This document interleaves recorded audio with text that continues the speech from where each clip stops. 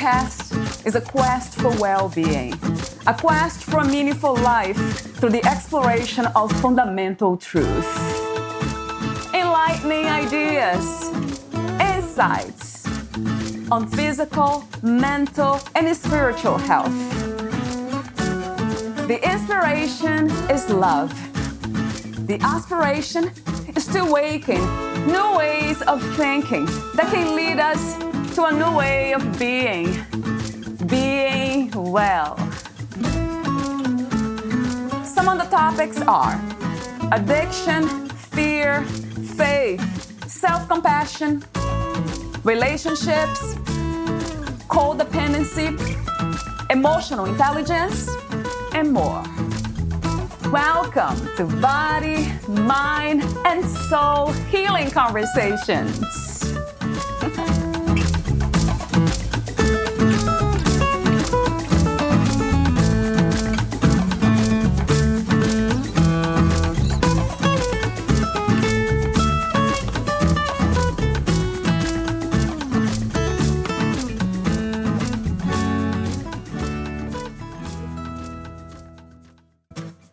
This episode is about emotional intelligence, self-awareness, emotional management, impulse control and assertiveness, empathy, and relationship management. My guest is Michael Benner, the author of Fearless Intelligence. His book is about learning to recognize the destructive impact of heartache, irritation, and frustration using awareness and intelligence. Also, how to understand the hidden meaning of our hurtful emotions in order to release them. As presented by Michael, personal development strategies include self-awareness and emotional intelligence, stress management, critical thinking, and relationship management. Beside his BA degree in journalism and broadcast media management, Michael has a lifetime certification as an instructor of communication arts. Michael Benner is well known throughout Southern California for his popular Human Potential talk show programs. Here is the interview with Michael Benner.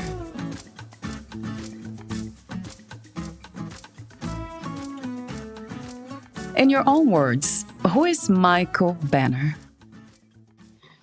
Oh, you're starting with the hardest question of all. Yeah, right.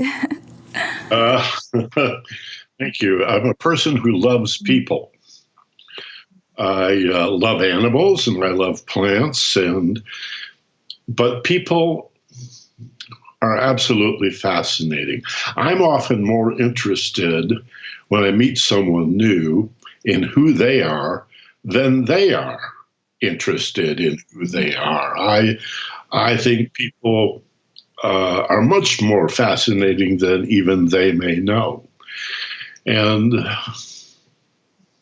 I think that's what drives me. It's more emotional than mental. It's an attraction or an affinity I have for why people, why they think the way they think, but even more importantly, why they feel the way they feel.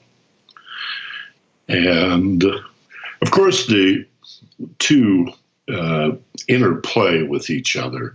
A thought stimulates a feeling, our feelings stimulate our thoughts. But to think about thinking and to be aware of our feelings, to be able to take a step back and watch ourselves think and feel from an elevated perspective. Not only is that necessary for us to understand ourselves, but that then creates a level of empathy that allows us to then recognize ourselves in other people, how we're similar or perhaps how we're dissimilar. But empathy is a function of self-awareness. And so in order to be interested in other people and follow up that interest, one has to understand themselves. That's what gets me out of bed every morning, Valerie. That's what makes me tick. That's great. Yeah, thank you. What are feelings and what are thoughts? Well, thoughts tend to be judgments. Um, they also contain ideation. And what we call thinking is actually several different processes. There is what brain and mind researchers call task-oriented thinking, when we apply our thoughts to a particular task. Maybe we're balancing our checkbook to figure out how much money we've got left in the checking account. Maybe we're making a list. Maybe we're working on setting a goal or making a decision. Those are all task-oriented thoughts. And most of them are logical. And most logic is deductive. By that we mean our reasoning goes from a general concept to a specific. Logic and analytical thinking and reasoning is generally a process of reduction or subtraction, breaking things down. Like my machine doesn't work, so I'm going to take it apart. That's the way we approach most problem solving. The process of going in the other direction, from specific to general, is a whole different kind of thinking that most of us have never been trained in. We could call that creativity, or sometimes it's referred to as inductive logic. If we have a number of details and we want to induce some overarching connection, what do these things all have in common? What are their shared traits? Most of us don't know how to do that. And so people who are good at it draw upon their intuitive nature. They sit back, they take a breath, they relax, they open themselves and stand receptive to the ideation that I mentioned before, to the epiphany or the aha experience. But it's sort of, we're sort of victims of that. Most of us don't know how to enhance it. Feelings, on the other hand, stand between some thought process and behavior. Feelings, emotional feelings, are the interface between what we think and how we act. And it's a middle ground. Many times we behave just because of a feeling. We behave reflexively. Hey, why did you do that? What were you thinking? Well, I did it because I felt like it. And then maybe I thought about it later. But ideally, we want to go thought, feeling, back and forth like a ping pong game. And then when we're ready to take action, it should be a clear, specific thought as an energy, driven by an emotion, which is our motive. That's the force. That's what drives the ideation of thinking. So it should be thought, feeling, and then behavior. And part of becoming more conscious and more aware, or I could even say more mature, is learning to behave in that order. That's really the formula for creating form, is a clear, specific idea followed by some sort of passion that creates an outcome. An idea that doesn't have an emotion behind it, that we don't care about, may be a great idea, but it just sits there. Nothing really happens to it. Yeah, right. So I think of thoughts as being like the steering wheel of a car that determines direction. Fear is the brake. Any positive emotion is the accelerator, and the action as the car moves forward. That fully answers your question, but Yes, yeah. Where I would begin with that. Right. That leads to my next question. What is emotional intelligence? Well, it's basically understanding emotions. Why do I feel this way? And then as we better understand ourselves based on our feelings, it's a lot like seeing emotional feelings as symptoms of our condition. And there's a very important concept here. Uh, most of us go beyond codependent. We're not only codependent, we are we are victims of feelings that in most cases we believe have been done to us by other people. I'm afraid most people do not understand that their emotional feelings are responses that come from us. So if you say, well, he made me angry, you have to point out, well, what that person said, though it did sound rather insulting, would not have made you angry unless you're confused about the truth of it. So when we really know who we are and we understand ourselves, emotional intelligence, then we don't have to accept insults. We get bulletproof. And we can even learn to look at the person who insults us with a certain degree of compassion and say, well, that, even if only to ourselves, say, well, that's pretty pathetic that you're trying to bring me down by insulting me, but it doesn't work. I've heard that before. In fact, I used to say that about myself, but I now know better. And so, I just don't accept your insults. And wow, that's liberating. Sometimes I'll say to a client or a group of students, it's like tug of war, and you cannot play the game. You can give them the rope and say, here, this is your game. Take it home. You can have the rope. I'm not pulling. See, I refuse to play. So an emotion has a stimulus, and it may be external. It may be somebody said something really nasty and mean to me, really hurt me deep inside, but that's our hurts. And so we have to think of it as like, you poked me where I was already bruised. And I said, you hurt me. And they said, why? I poked you 3 or 4 times and it didn't hurt. And I say, well, yeah, but the last time you poked me, you hit me in this bruise. It only hurts when you touch it. So you hurt me. And the guy says, no, I didn't hurt. You were already hurt. Well, both things are true. When people make us feel hurtful feelings, I hesitate to call them negative because they have value and benefit. Yes, wisdom, But right? when somebody stimulates a hurtful feeling, we're participating in that. There's a gift in that. There's a lesson to be learned.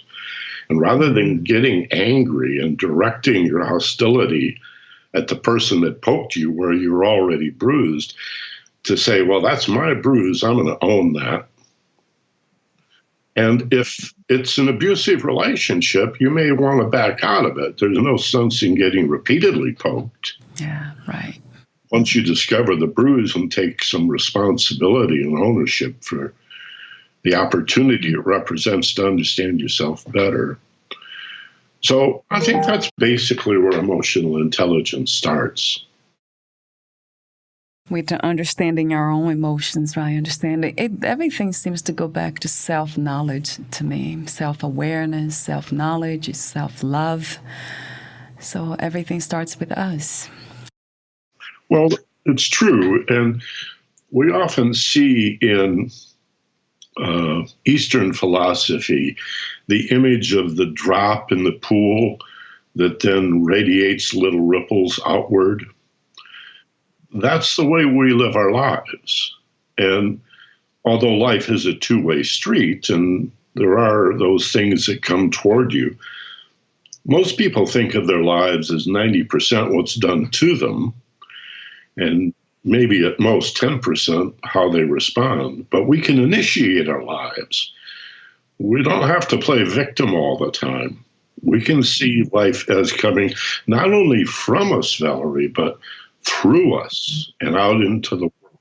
So, of course, it starts with self, and not in an egotistical way, but we are channels or vessels or media for a spiritual energy that comes through us, and then we shape it and form it and decide what to do with this life force, and then give it to the world, make our contribution to being here. Right. You mentioned spiritual. Let me ask you this question. I normally ask this question later on, but since you said the word spiritual, let me ask you now. What is to be spiritual? What is spirituality? Well, again, fundamentally, I believe it's just another way of saying energy, that we obviously are material beings in a material world and we appear to be separate. That's largely an illusion of appearance. Nothing is separate from an energy or a spiritual point of view. Spirit is rooted in the Latin and the Greek, meaning breath. For example, to inspire means to breathe into, inspiration. To conspire is to breathe with other people. So spirit is breath, and breath is an ancient allegory for spiritual energy. The Old Testament for the Judeo-Christians that look in Genesis, in the beginning, God is referred to as a word. The word, in the beginning there was the word. Well, again, there is breath. When people use the law of attraction to manifest opportunity, circumstance and situation, relationships and events in their lives, they begin by declaring it, by speaking it, or at least writing it down. These are the initial steps of creation, and we're made, by all accounts, in the image of this creative energy. So energy or spirit is really the same thing. Einstein said energy equals mass at the speed of light squared. That's the same thing a spiritual person might say. Spirit is the source of all material. There is spiritual and physical on opposite sides of the equation, but they're really the same thing. And Einstein says, yeah, only instead of calling it spirit and matter, or father and mother, mater, madre, right? I'm going to call it energy and mass, as many empirical scientists have done, but it's the same thing. You talk about fearless intelligence. So I have two questions. What is fearless intelligence, and why did you write a book about it? Well, because frankly, fear makes us stupid. And so fearlessness would make us more intelligent. Fearless intelligence is expanded awareness, insight, and understanding. I'm not saying those are three different things or four different things. Fearless intelligence is my way of talking about expanded awareness, which is insight and understanding, both of which stand above knowledge. Often people will talk about the importance of knowledge and to know thyself, for example. But again, we're talking about Einstein. He has a great quote. He said in one of his books, any fool can know things. The secret is to understand them. So think of all the things we learned in school that we know or that we knew, but never really understood. I know how to run a microwave, but I don't really know that I fully understand what's going on inside the microwave oven, right? You and I are using technology that we know how to operate, but gosh, I don't think either of us really understand. No. I mean, I all don't. that's inside our computer. So I don't think I want to understand, Michael. Way too complex. Do we need to? Right. Nor do we need to. Yeah, maybe. Yeah, right. We don't need to. Right. We have other people that love to do that for us, so that's great. That's the way it works. So we want to not only know ourselves, we want to understand ourselves, and then not only know others, but understand others. And there's no end to that. Understanding is not a destination. It's a never-ending process. There's always more you can know about yourself.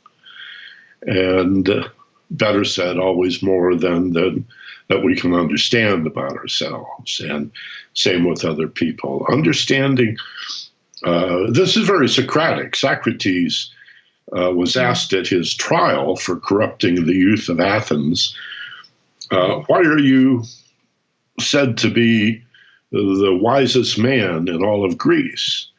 And Socrates reportedly said, well, it's very simple, because you folks believe you know things and you're fools, and I know how much I do not understand, and that makes me wise. So when we approach life, we have to think of it as an unbounded ocean that is infinitely deep and broad, and that there's always more to know and understand. And that's why we have a certain amount of contempt for a know-it-all, because they don't know it all, and they certainly don't understand it all. I'm always wary of somebody who calls himself or herself a master. Right. To me, anybody who really was a master would never call themselves a master. They would be humble, not arrogant.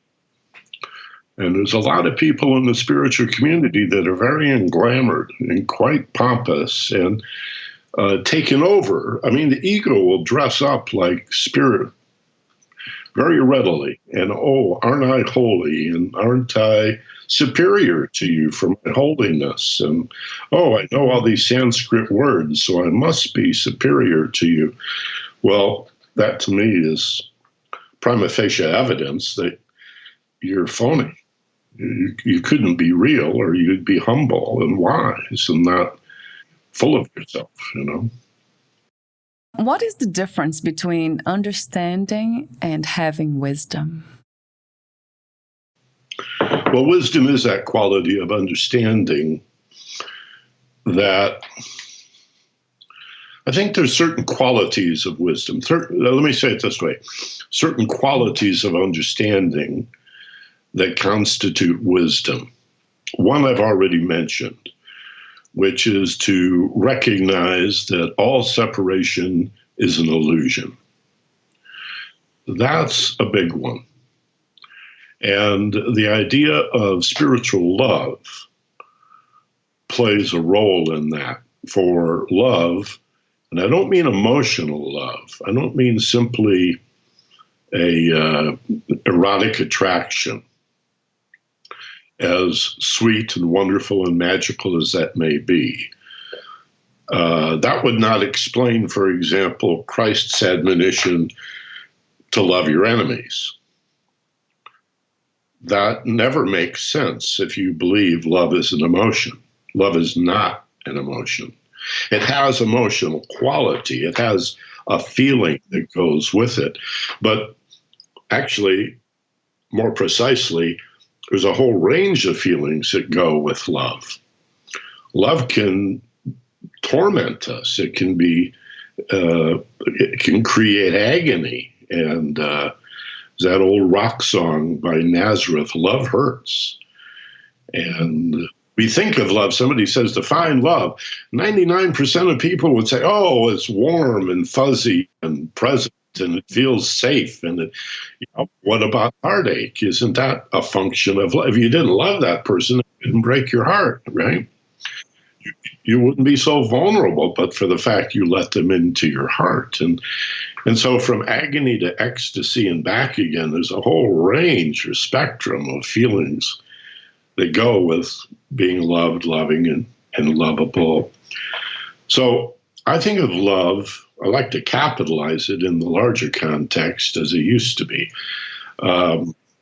It means charity, which also used to be capitalized hundreds of years ago and meant the oneness of all things. So when we understand that life is more than the appearance of matter or physical dense, solid stuff, which all appears to be separate. Everything is separate. That's why we're so lonely and alienated and feeling detached and spend our whole lives reaching out for connection. If we understood that we're primarily energy, then the universe is Una means one. Its verse means spinning around. Universe is one thing spinning around. It's one giant magnetic field. There's only one of us here. But just as we have one person has 2 arms, 10 fingers, and 10 toes, we think that we're the finger, that we're separated, and we're not. We're part of a hand, which is connected to an arm, which has a body. And even you hug a tree and it feels, or pet a cat or scratch a dog behind the ears, you feel that connection. Or you go into nature and it's so beautiful and it restores and renews you because it's real and you feel that connection. That's what love does. It connects every seemingly separate thing to every other seemingly separate thing. And so it's a word for peace and stillness and silence and receptivity and safety and fearlessness. And that's the most intelligent level of awareness that anybody can possibly attain. And from there, we evolve and understand more and more and more. Who do you know that lives this life this way, with this kind of awareness and connectivity to everything? Would you say you do? Well, most of the time, yes, but it's a practice. And when we say practice, most people think, oh, you're talking about your meditation practice. Yeah, but when I talk to my wife of 30 years, that's a practice. When I go to the refrigerator and make decisions about what to eat, there's a struggle that goes on inside me. And to make better food choices is a practice. To become aware of my breathing, and I discover that it's rather shallow and rapid and indicates a level of anxiety that I didn't know was there, and I choose instead to take a slower, deeper breath or two. That's a practice. When I learn to be mindful in everything that I do, when I walk, I walk. I can't always do that. Sometimes when I walk, I have to pay attention to where I'm going and remember why am I going here? And there are many, many distractions. We're supposed to eat mindfully. When you eat, do nothing but be mindful of chewing and the food nourishing you. But you can't do that every meal. You want to talk to your spouse or your friends or tell a joke or a story you heard. And so life is a practice. And the best of us must, again, remain humble, know that we're all students. None of us are Christed. I've never met a Christed or fully realized person. I've met people that held themselves out as having attained enlightenment, but I've also seen them become angry in an instant.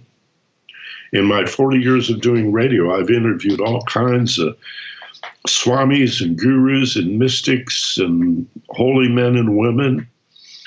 And many of them are quite advanced in their practice, but none of them have attained any kind of fully realized level. They all get confused. They're all open to being emotionally hurt. They all have needs and desires that they've not yet released. And so I think it's best for us to recognize that everyone's on a path, the least among us, the people that care least about others and seem to be the meanest, most selfish people.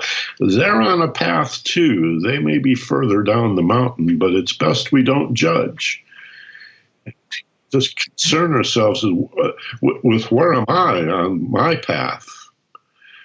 Because it's a long way to the top of the mountain. We've all got a long way to go. Is it possible to become fully realized in this lifetime for any of us? Would that be a destination to arrive? Yeah, I'm not sure. I don't. To be honest with you, I don't think so. Not in form. I think the consciousness that predates incarnation and that continues on when we shed this coil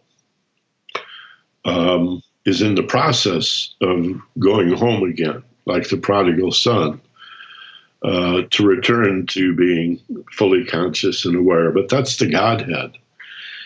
And I just I know there are people that have held themselves out, or their devotees have said this is a fully realized being, and I would not argue with them. I don't need them not to be, but I've seen flaws in so many holy men.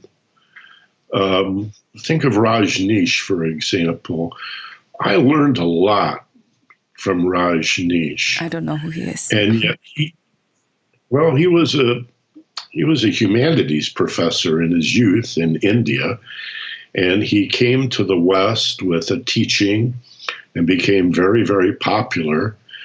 Started a community in Oregon, and the next thing you know, he was stockpiling machine guns, and he owned 29 Rolls Royces. And Elizabeth Clare Prophet did the same thing. The next thing you know, she builds this community in Colorado someplace, and they're stockpiling machine guns for the end times. And it's like, well, that's not very spiritual. How could you be so deluded? And yet all of her writing is about the ascended masters and the great wisdom and love and forgiveness. And what are all the machine guns for? Who are you going to kill in 11 months? And Muktananda and Gandhi and their affairs. And so I'm just very wary of that. I refuse to be caught. I feel it in me. I feel a pull. Alice Bailey calls it glamour. There's an englamoring where ego can dress up like spirit and play the role and delude a guru or a master into believing that they are realized. And then all their devotees say they're fully realized. But the master is within each of us. The Christ Buddha nature is in everybody. Every single breathing creature, every person, I believe, every animal, every plant, even the mineral kingdom is imbued with divinity. That nothing could exist that isn't immersed in the beauty of this one verse spinning around, this universe of energy, this great cloud or ocean of energy. So we're all on the path. We're all spiritual beings at our essence, and yet we're all growing. And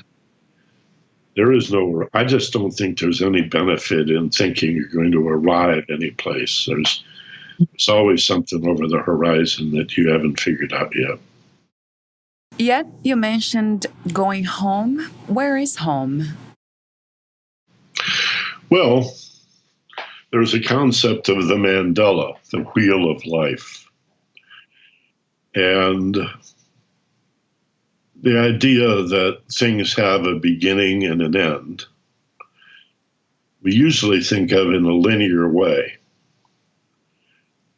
But if instead you think of it as cyclic, you start at 12 o'clock, you live a few thousand incarnations, you come all the way around back to 12 o'clock again.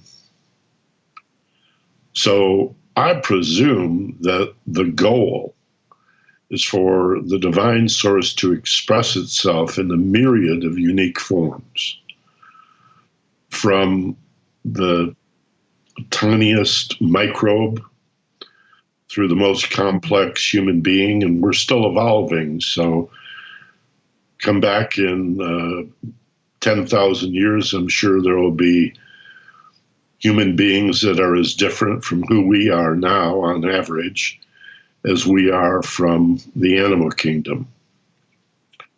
We're not at the end of the evolutionary cycle by any means. In fact, in some ways, if you read ancient literature, you can see that we are devolving. In many ways, we are less aware than people were 2,000 years ago.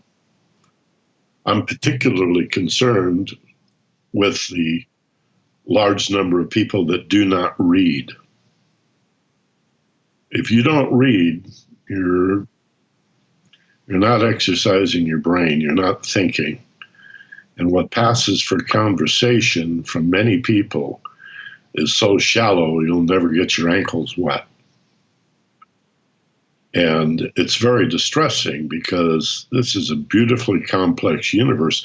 And if we read the great women and men who have written the wonderful literature and the poetry and the philosophy and contributed so much to our culture, we'll realize what we've been missing. But that's pushed on us in high school when we're too young. We don't have any interest in reading the classics in high school. And then if you go to college and get a liberal arts education, maybe you get one more chance to read the classics, a couple of humanities classes, ideally, some literature, but most of us are so oriented toward the material world. We want to be successful, which to most people means I want money, I want stuff, all of which is impermanent, all of which you'll lose. Everything you buy. And further, all of your relationships. Your children don't stay children, they go into adulthood. And that's difficult for many parents who want them to be little children forevermore. And then they get older and they die, and our friends die, and our grandparents first, and then our parents, and then our friends die. And, you know, a dog only lives 8 to 12 years. My God, you think twice before you go get a second dog because you know you're going to lose them again in a decade. And so if all of our material goods and all of our loving relationships end in loss, then what kind of fools are we if we invest in that? Instead, we should invest in something that we can take with us. Expanded awareness, higher consciousness, and understanding of what it means to be a loving, compassionate, kind, caring human being, committed not to self, from an ego point of view anyway, but to self from a spiritual point of view so as to be of service to others. And that love we will take with us and carry with us. And it reduces the number of times we have to incarnate and the suffering that goes with that. It's quite remarkable to me how many people strive for happiness and success when all the philosophies and on a deeper level, all of the religions are very upfront in saying life is about suffering. And the point of the suffering, I mean, Buddhism, the first noble truth, life is suffering. Christ on the cross. Most religious prophets suffer greatly. And what's the point of all of that? And the fear, let's go back to fearless intelligence, and the fear that goes with the hurt and the suffering, because that's really the root of all hurt and suffering is fear. And fear is not danger, fear is what we don't understand. Very important concept. So what's the point of all of that? Well, it fuels evolution. It promotes growth and expansion. And that's going home again from fully realized to born naked and ignorant, and then die and reborn and die and reborn and die and reborn, all the while growing and learning that our lives are about serving other people. That's the most important thing. What have you done for other people? That's success. Not, hey, look at my new Beamer. Oh, did you see this house I've got? 7 bedrooms. I only need 1, but I got 6 empty bedrooms filling up with dust, right? I've got a pool that's 50 feet long, but I just sit in the spa down at the other end. I mean, we should have nice things, a car that starts when you push the button, and a home with a roof that doesn't leak, and nice clothes and good food and the ability to go out and have fun and entertain ourselves. But once you get what you need, what good is more? Yeah, true. So true. Do we really need $1 billion or $10 billion? If I have $10 billion, how does getting $20 billion make me any happier unless I give it all away? Yeah. Feed hungry people or build schools or create jobs or something. And yet most really wealthy people it's like heroin addiction. They just want more and they never get a satisfying fix. Yeah. So true. Yeah, it takes, again, self-awareness. It takes a level of consciousness to live this life this way. Well, you asked about wisdom. That's wisdom, starting with there is no separation. Love heals, redeems, harmonizes, and unites. Laws of impermanence, that nothing physical lasts. These principles constitute wisdom in the way it's used in philosophy. Right. And that's one of the things that's so hard for us to do, to love but not cling to love, right? To help but not cling to that satisfaction that comes from helping others. It's an amazing practice, not to cling to anything, not to attach to anything, but still be present and give it all, like love as if you're going to die tomorrow, but at the same time, let everything that you love free to be and accept whatever they do with that love. Yeah. Well, I totally agree with you. And it is difficult, again, because we rely on our physical senses and we believe that separation is real. So we hold on. But the truth is you don't need to hold on to love because it's everywhere equally present. Mm-hmm. Yeah. This is a profound concept. It's a wisdom concept that love is everywhere, so you don't have to hold on. All holding on, clinging, as you call it, clutching, all tension in the body is a fear response. And so an attempt to hold on to love is a fear that you're going to lose it. So we say, why are you holding on so tight to this thing that you love, or this person that you love, or this pet that you love? Well, it's because in the back of their mind, they know everything's impermanent. They're going to sooner or later lose it all. And yet, that's not love. Any holding on is fear, and fear is the antithesis of love. Fear is what we don't know. Love is what we do know. When people say to me, Michael, what does it mean when we hear these admonitions that love drives out fear? How does that work? And I say, fear is what you do not understand. It's unawareness. It's not danger. If what you're afraid of appears dangerous, the fear is about what you don't know about the apparent danger. And most of the time, danger is not involved at all. Hey, Michael, what are you worried about? I don't know. Well, that's the point. That's what fear is. On the other hand, love is understanding.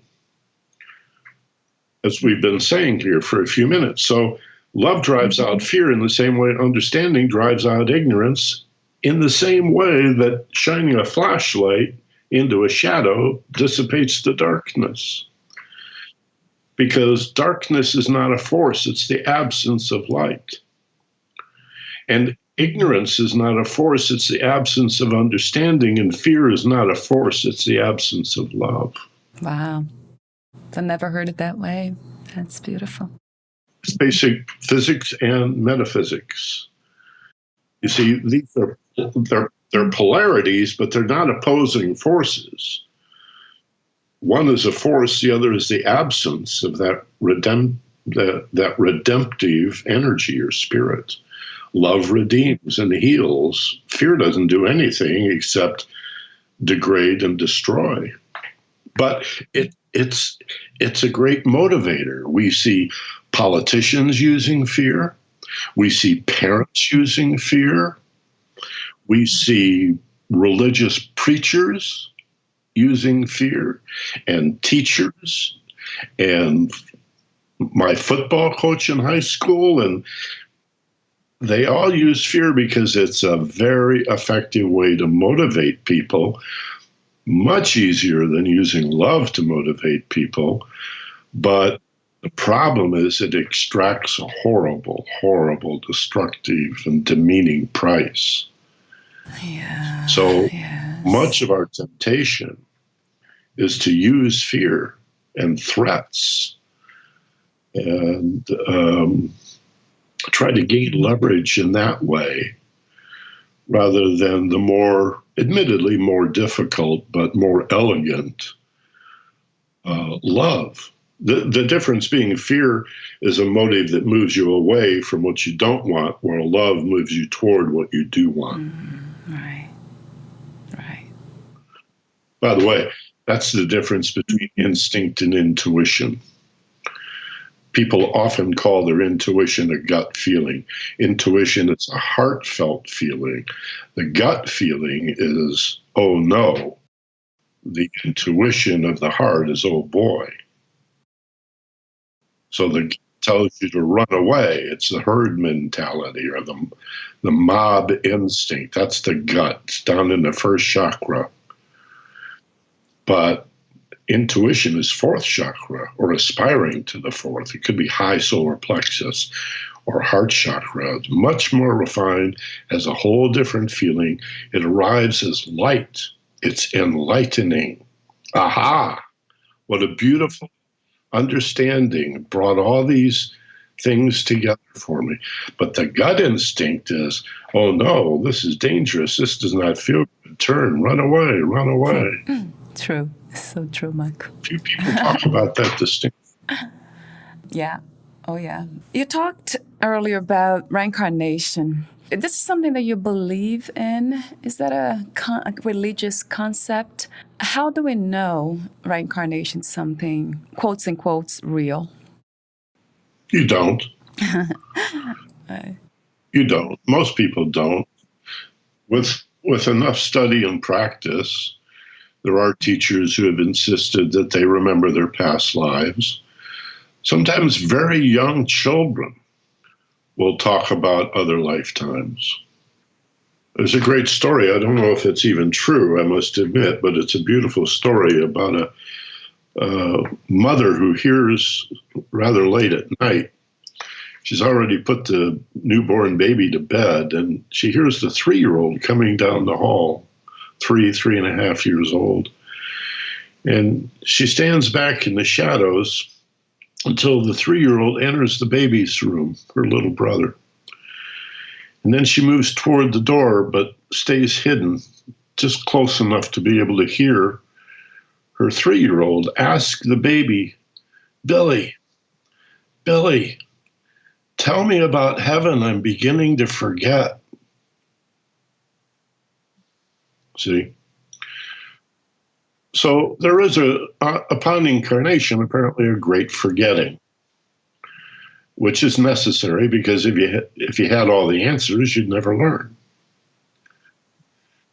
And so the idea that if we look at physics, which is not a belief system, but hardcore empirical science and provable by repetition, all material things are impermanent. They all rot, decay, corrode, rust, fade away. And so that's pretty easy to accept.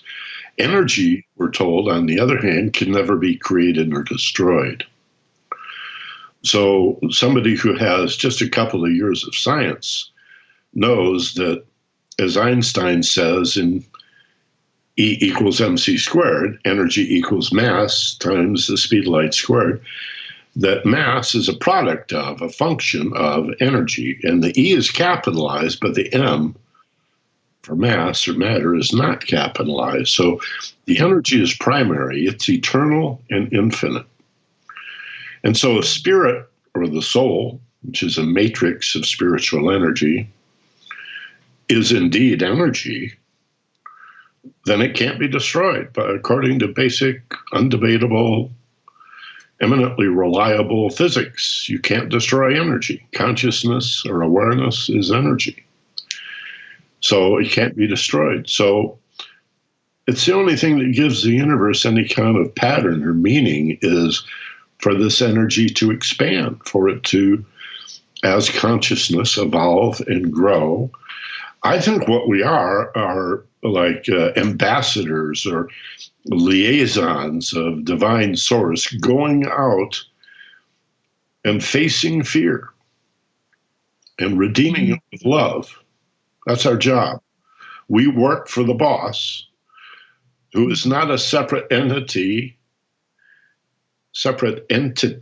on a cloud, a man on a cloud, but rather a magnetic field, a coherent field of energy that is spread across the entire universe, which continues to expand, and the rate of its expansion is accelerating more and more and more and more. We don't understand how or why.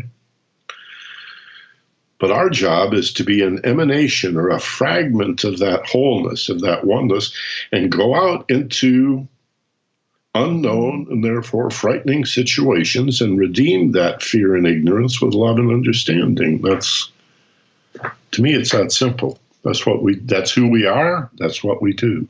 Wow. And if we don't do that, then we just keep coming back.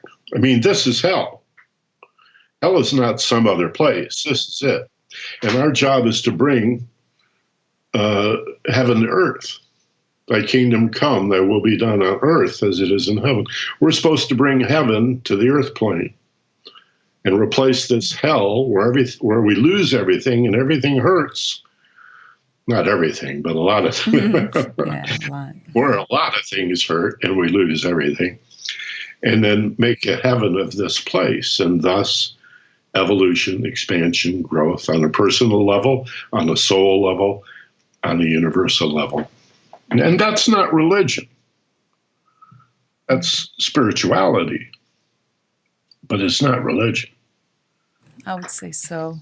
The way you speak, I can feel you call it energy, the presence of that. But that could be also something that we wish. It could be, we all want it to continue, right? We have this desire to be something. Do you wish for you as you know yourself in this lifetime to continue? Well, again, as I know myself has two basic levels. The egoic Michael Benner, this body, this face, the particular interests I have, my personality, my loves, my fears, that's going to all go away when I die. That self will not exist. The other self, the higher self, the spiritual self, is just consciousness or awareness. And it will contain the experience and the memories of this lifetime and all my other lifetimes, but it'll reincarnate. Maybe not. Maybe I'll move to another level. I don't know. Doesn't much matter to me, actually. I feel like I'm growing, whatever the universe has in store with me, I'm okay with it. I'm on board. I'm not afraid anymore. See, That's great. I have no more fear. I have no more fear. And if I do have a concern or I feel anxious or nervous, I've learned, and this is what my book, Fearless Intelligence, is all about. I learned to turn and face it and use it as a guide to harvest the lesson and the insight that's available. Because again, what fear is an emotional response to ignorance and confusion and unawareness. And only by facing it and embracing it and moving into it will I understand what I don't understand. Will I become aware of what I am unaware of, you see? Yeah, not confusing that with being afraid of, like somebody said, being afraid of fighting a war, and then you just fight a war because you want to know what you want to face your fear. I'm afraid of heights, so I'm going to jump. I don't know, do that. They jump bridges, I think. There's a lot of things that people do. They jump out of a plane. So that doesn't make sense to me, that kind of way of facing fears. But yeah, and you learn along the way. I mean, if you fall off the horse and you say, well, I better get back on the horse, I would think about why I fell off the horse and what I could learn. So otherwise, you're just a fool. But on the other hand, what people call failure, you can see as an opportunity to learn. And then there is no failure except quitting. And if you don't quit and are open to learning and you're humble, you just keep moving up the ladder. yeah, it makes so much sense. Is there a difference, Michael, between consciousness and awareness? There is. There is. It's very esoteric, and not everybody agrees. But generally, consciousness is relative and awareness is absolute. Consciousness is of something. And we could say, I am aware of this. But consciousness is awareness upon an object, a relationship, a circumstance, a situation, a feeling, a thought. Awareness is more pure. Esoterically, it's described as effulgence, which is brilliant shining. And awareness in this sense is capitalized. It corresponds to the absolute, which is a word in philosophy for God, when a philosopher wishes to describe divinity without personifying it as a man on a cloud, because that's so insulting to so many enlightened beings. And when somebody asks a philosopher, do you believe in God? They want to say yes, but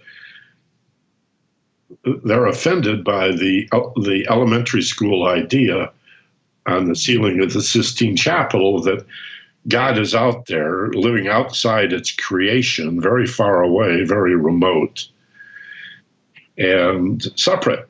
That God is separate too. And that's monotheism. Monism is the idea that the ultimate source, divinity, is within everything, that everything is in everything. So it's a little immanent and transcendent is one way it's described, that the one is in every seemingly separate thing, and every seemingly separated thing is in the one. So it's pantheism and the reverse of pantheism, that all in physical nature is divine, that God is in everything, but everything is contained within God, and both things are true. So there is no separation again. And that, again, takes a little bit of work. You can't just be a 60-minute, once-a-week religious person and understand that. You've got to dedicate yourself to some study. Yeah. Coming to my last questions to you, will be a few of them. And the first one is, describe life in one word. Wow. Joy. Yeah. What is another word for healing? Love. Right. How do we become our own best friend? Love yourself, but not the ego. Think of who you were as a 4-year-old. Close your eyes, meditate, breathe, relax, and visualize yourself as a 4-year-old running into your arms. Embrace yourself as a 4-year-old. Feel your heart opening and let the love in. Remember what a beautiful child you are. Not so much that you were, but that you still are. Mind can hold that duality that you've become an adult, but like the rings of a tree, everyone you've ever been is still available to you and within you. And tell that 4-year-old self that he or she is the most lovable part of you and you want her to live forever in your heart. And visit her or him at the end or the beginning of every meditation you do. Because if I told you to sit in front of a mirror and say, I love you to the person reflected in the mirror, you'd never do it. And it wouldn't have any value anyway. But to think of yourself as a 4-year-old, that's just so beautiful. And there's just no question of how lovable and precious that wide-eyed passion for life is until we go off to school and get judged. Wow. True. What is to have a clear mind? Clear is the opposite of not foggy. It means it's a lucidity. It's to recognize, just like focusing a lens, you go back and forth and back and forth, and suddenly it gets crisp and the edges are finely delineated and the colors are more vivid and present. And so the information you seek to recognize or to draw upon, the memories you wish to recall, are all present and available and whole. They are cohesive. They fit together. You don't have to work to make sense of things. That either or, this or that, to a clear mind, becomes this and that. What is to be strong? Well, I think to recognize that we're spirit, that we're peace and love, that we are infinite and eternal, and that these physical shells are merely an appearance that we take for a short time. Just as we are not the house we live in, the car we drive, or the clothes we wear, though I know people who believe they are. We are not these fleshy bodies made out of what we've had to eat for the last few years. So strength goes way beyond strong bones and powerful muscles, or even physical vitality, to a strong heart and mind, a wisdom. Wisdom is strength. Yeah, yes. 1,000 times to that. If you knew you would die soon, meaning losing the body, would you change anything about yourself or your life?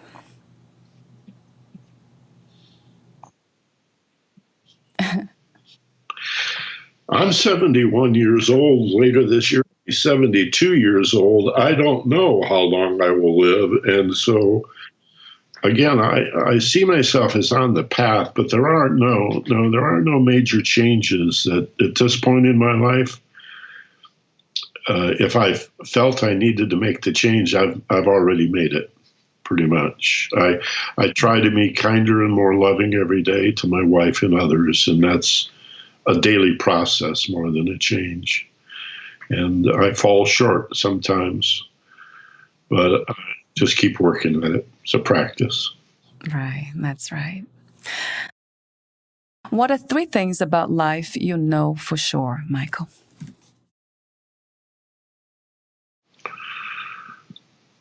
That it transcends physical death, that the meaning of life is growth, and that the ultimate reality is love, not as an emotion, but as that cohesive, magnetic, attractive, magnetic force that binds everything to every other thing. Where can we find more information about you, your books, what you do as services in future projects? Thank you. I do private counseling and training by telephone with people all over the world, sometimes Skype or FaceTime or WhatsApp or Zoom, and usually 1-hour sessions, sometimes just one, sometimes quite a few ongoing. It's up to the individual. Counseling, training, and coaching. I'm a hypnotherapist. I use a lot of visualization or guided imagery and meditation exercises as practical tools and techniques. You can find out about me at michaelbenner.com. That leads to a number of other website about my podcast and my book and counseling and training and the business work I do. Michael Benner, BENNER.com. And my book is Fearless Intelligence, so you can read about that in a blurb and an excerpt at fearlessintelligence.com. It's that simple. Wonderful. Thank you so much, Michael, for your presence and for this conversation. Well, Valerie, thank you. You're an exceptional interviewer, and I love the questions you ask. They're difficult, but I absolutely love it. And I've enjoyed meeting you and being on your program, and I hope we can do it again sometime. It'd be great. Yes, absolutely. Thank you so much again. Blessings and peace. I'll talk to you soon. Bye. Thank you for listening. To learn more about Michael Benner, please visit his websites, michaelbenner.com and fearlessintelligence.com. To learn more about this podcast, please visit fitforjoy.org/podcast. I want to thank the Patreon members, Lawrence McGrath, Mark Basden, Terry Clayton, and Aidan Bickrock. Thank you again for listening, and bye for now.